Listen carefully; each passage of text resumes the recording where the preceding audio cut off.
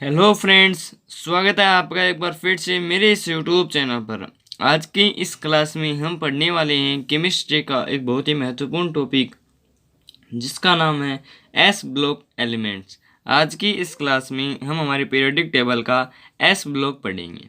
S block के क्या क्या गुण धर्म है, उसके अंतर्गत कौन कौन से तत्व आते हैं, उन तत्वों को याद करने की ट्रिक क्या है, वो सब आज हम पढ़ेंगे। ठीक है, तो स्टार्ट करते हैं। तो पहले हम देखते हैं कि एस ब्लॉक के तत्व होते कौन से हैं। तो आवर्त सारणी के अंतर्गत जो सबसे बाईं तरफ जो तत्व होते हैं, ये अपनी आवर्त सारणी मान लीजिए कुछ इस टाइप की होती है। बीच में डी ब्लॉक होता है, इधर पी ब्लॉक होता है, और इधर जो अपने दो ब्लॉक होते हैं ना, इधर जो अपने दो वर्ग होते हैं, एक होता है पहला वर्ग, एक होता है दूसरा वर्ग। ये दोनों हमारे क्या कहलाते हैं? एस ब्लॉक के तत्व कहलाते हैं। ठीक है, एस ब्लॉक के तत्व वे तत्व होते हैं जिनमें अंतिम इलेक्ट्रॉन डी कक्षक एस कक्षक में प्रवेश करता है। यानी एस ब्लॉक के तत्वों के जो अंतिम इलेक्ट्रॉन है वो एस कक्षक में ही प्रवेश करते हैं।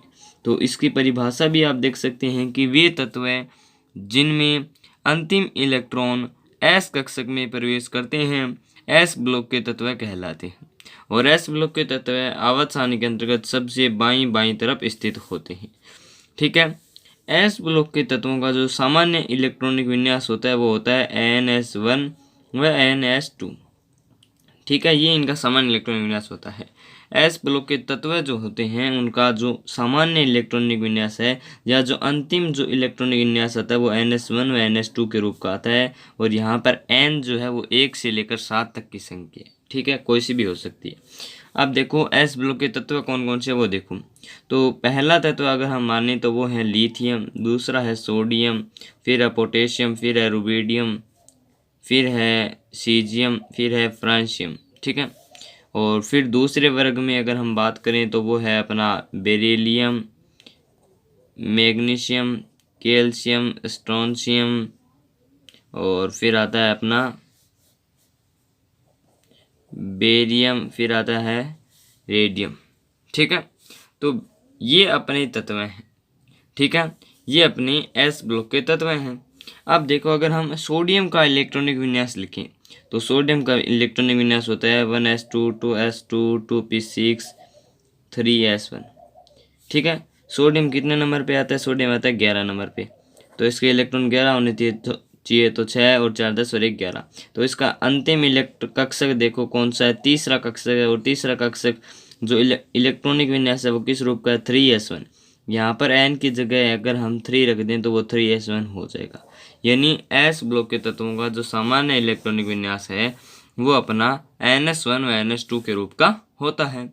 और इसमें अंतिम इलेक्ट्रॉन एस कक्षक में प्रवेश करता है। अंतिम कक्षक तीसरा है और इसके अंतर्गत इलेक्ट्रॉन जो है एस कक्षक में है। इसी तरह आप अन्य तत्वों के कर सकते हैं। ठीक है, और एस ब्लॉक के तत्वों की अगर हम और बात करें तो जो पहला अपना वर्ग है एस ब्लॉक के अंतर्गत, जो पहला अपना वर्ग है इसे हम क्षारीय धातु कहते हैं। कौन सी धातु कहते हैं? क्षारीय धातु कहते हैं। और जो अपना दूसरा ये जो वर्ग है अपना, इसको हम क्षारीय मृदा धातु कहते हैं। क्या कहते हैं? क्षारीय मृदा धातु। ठीक है, इसे हम क्षारीय धातु कहते हैं, इसे हम क्षारीय मृदा धातु कहते हैं। ठीक है, ठीक है, और ये जो दोनों वर्ग की जो धातुएं हैं ये अत्यधिक क्या होती है? क्रियाशील होती है। बहुत ज़्यादा क्रियाशील होती है। आवर्त सारणी के अंतर्गत सबसे ज़्यादा क्रियाशील धातुएं ही इन दोनों वर्गों में होती है। ठीक है, क्योंकि ये बहुत ही अभिक्रियाशील होती है और ये जल्दी से एक इलेक्ट्रॉन त्याग कर या 2 इलेक्ट्रॉन त्याग करके धन आयन बनाती है और अभिक्रिया करती है। और इतनी ज़्यादा अत्यधिक अभिक्रियाशील होने के कारण यह क्या पाई जाती है? मिट्टी में पाई जाती है। शुद्ध अवस्था में कभी भी नहीं पाई जाती है। शुद्ध अवस्था में यह जो है वो कभी भी नहीं पाई जाती है। यह हमेशा मिट्टियों में पाई जाती है। कौन सी धातुएं? एस ब्लॉक की धातुएं मिट्टी के अंदर पाई जाती है, शुद्ध अवस्था में नहीं पाई जाती क्योंकि ये अत्यधिक क्रियाशील होती हैं। ठीक है, ठीक है ना। ये बहुत ही बढ़िया यहाँ पे क्वेश्चन बनता है कि धातुएं शुद्ध अवस्था में क्यों नहीं पाई जाती, मिट्टी में क्यों पाई जाती? क्योंकि वे अत्यधिक क्रियाशील होती है। ठीक है, और अगर हम एस ब्लॉक के बारे में बात करें तो एस ब्लॉक का जो पहला वर्ग है ये एक इलेक्ट्रॉन त्याग करके धनायन बनाता है, और दूसरा जो वर्ग है ये दो इलेक्ट्रॉन त्याग करके धनायन बनता है। यानी इस पहले वर्ग की ऑक्सीकरण अवस्था +1 है, दूसरे वर्ग की अगर हम ऑक्सीकरण अवस्था की बात करें तो वो +2 है। ठीक है, ये इन दोनों की स्थायी है। ठीक है, तो एस ब्लॉक के तत्वों की जो कुल क्वालिटीज़ थी वो आपके सामने प्रदर्शित हो चुकी है। ठीक है ना, एक बार फिर से रिपीट करते हैं। देखो, एस ब्लॉक के तत्व आवर्त सारणी के अंतर्गत बाईं तरफ स्थित होते हैं, और वे तत्व जिनमें अंतिम इलेक्ट्रॉन एस कक्षक में प्रवेश करे एस ब्लॉक के तत्व कहलाते हैं। सामान्य इलेक्ट्रॉनिक विन्यास NS1 NS2 रूप का होता है, ये करके दिखाया है मैंने आपको सोडियम का। ठीक है, N की जगह 1 से लेकर के 7 तक के मान आते हैं। जो NS2 होता है वो इस वर्ग का होता है, और NS इस वर्ग का होता है। ठीक है, एस ब्लॉक के अंतर्गत वर्ग 1 व वर्ग 2 की धातुएं आती है। ठीक है, और एस ब्लॉक के फर्स्ट वर्ग को हम क्षारीय धातु कहते हैं, और सेकंड वर्ग को क्षारीय मृदा धातु के नाम से जानते हैं। ये अत्यधिक क्रियाशील होती है, क्योंकि ये बहुत एक त्याग कर और 2 इलेक्ट्रॉन त्याग कर धन आयन बनाने की प्रवृत्ति रखती हैं, और ये मिट्टियों में पाई जाती है, शुद्ध अवस्था में नहीं पाई जाती, क्योंकि ये अत्यधिक अभिक्रियाशील होती है, और इनकी ऑक्सीकरण अवस्था क्रमशः +1 व +2 होती है। तो ये एस ब्लॉक के सामान्य क्वालिटीज़ हैं 11th लेवल के।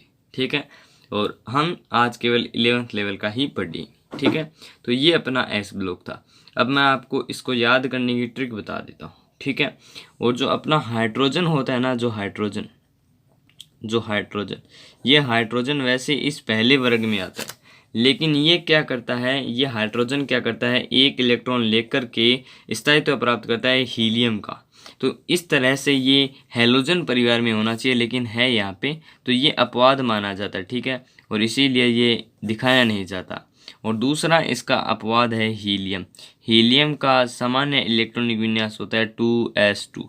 अब इसमें जो है 2s2 यानी NS2 के रूप का आ रहा है। वैसे अब इस हिसाब से तो ये इस वर्ग में होना चाहिए, लेकिन है कौन से में, हैलोजन में। ठीक है ना, ये एक मुख्य अपवाद है। हीलियम जो है ये एक बहुत ही बड़ा अपवाद है, क्योंकि इसे स्थायित्व प्राप्त है, इसीलिए इसे उत्कृष्ट गैस विन्यास वाले वर्ग में रखा गया है।